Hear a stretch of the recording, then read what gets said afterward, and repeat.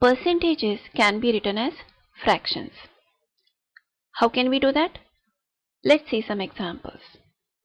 Now the first example is 20%. Now 20% means 20 out of 100. And in the picture it can be shown like this. Now in this picture there is this big square which is divided into 10 rows and 10 columns. That means there are total 100 small squares. Out of 100, 20 are selected, so that is called as 20%. Now how else do we represent this big square? We can also represent this square in terms of a fraction. And what would be that fraction be? It would be 20 over 100. Now 20 over 100 can be reduced to lowest term. How can we do that? We can divide the numerator and the denominator by 20 and the answer would be 1 over 5. Now 1 over 5 is my fraction in the lowest term. So typically when we write percentage in terms of a fraction, after writing the fraction, we always reduce that to the lowest term. That means 20% is equal to 20 over 100. Or you can also call that it is equal to 10 over 50. It is correct. But while writing the answer, we always write in the lowest term.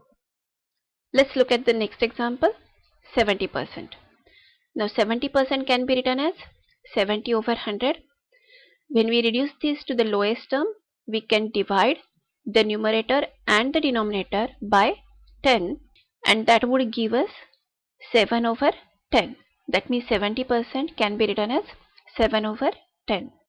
Now this example is a little bit complicated. Now this says 6.5%.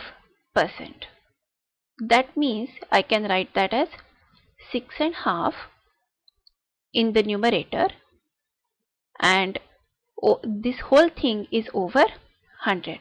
100 is in the denominator. So 6.5 is a mixed number. Let's convert that to a fraction. So 6 2s are 12. 12 plus 1 is 13. 13 over 2 would be the new numerator and the denominator remains to be 100. So 13 over 2 divided by 100 is equal to 13 over 200.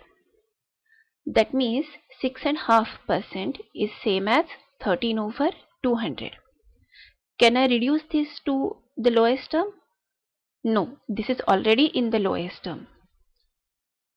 Let's take one more example similar to this one. 5.25%. Right? 5 and 1 over 4. We'll do the same thing. 5 and quarter goes in the numerator and 100 is in the denominator. We can see that this is a mixed number. So let's convert that to an improper fraction, which would be 5 fours are 20. 20 plus 1 is 21. So 21 over 4 is the new numerator. Denominator remains 100. So this is equal to 21 over 400.